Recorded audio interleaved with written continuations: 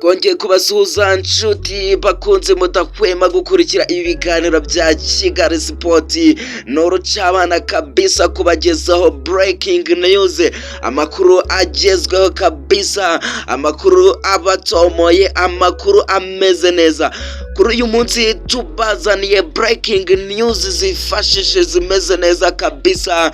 Tubazaniye abakinnyi 11 kabisa bazahangana na ikipe ya Gor Mahia ku munsi w'ejo. Kuri uyu munsi tugiye kuba twakifashisha abakinnyi 11 barigani rugaju kabisa, 11 bafise pura kabisa ku mugani wa Haringingo Francis.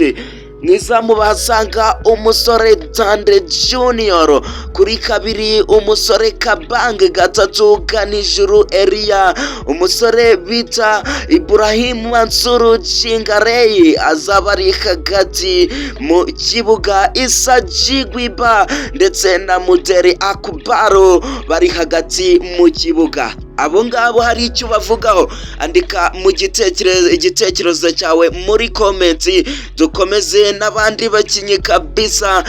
Niba urekarama kabisa urekarame hakiri kare, turebe uburyo ki twongera tukabivugaho, cyangwa se ikipe ya Rayon Sport nayo ikaba yabireba ikaba yabisubiramo 5-5. Uruhande rw'ibumoso bamwita Eritatu, hari icyo umuvugaho Eritatu rwose kabisa. Niba hari icyo umuvugaho nabyo ubivuge. Ku ruhande rw'iburyo umusore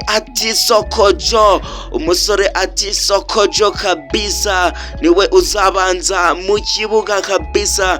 Kuri atake bamushyireho umusore bita Junior Kameni kabisa, International di Cameroon. Uyu musore Junior Kameni kabisa, ekipe ya Rayon Sport ahangaha we yarakonfirimye nubwo atarakonfirima neza cyane, ariko ndagira ngo mbe nababwira ko ibitego byose ikipe ya Rayon Sport ibasha gutsinda aba yabigizemo uruhare bitewe na tekinike afite yo kwinjira mu ba defenseri ba adversaire mu gihe bagiye kuba batera centre, akabasha kuba yabinjiramo kabisa. Abakinnyi baje kwataka izamu bakabona umwanya wo kuba bakisanzura ndetse bakaba baterekamo ibitego. Ndagira ngo mbabwire ko ikipe ya Rayon Sport kuri ubu ngubu iri kuba yashaka abandi bakinnyi bazajya basimburana n'umusore Junior Kameni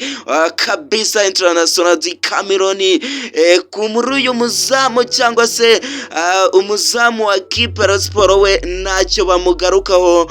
Ikibazo kiri kuri nimero 10 ndetse no ku ruhande rwa Junior Kameni. Ibyo byose turi buze kuba twabigaruka uze kuba hafi ya Kigali Sport kabisa, turi buze kuba twabigarukaho mu kanya gatoya, uze kuba hafi 5-5.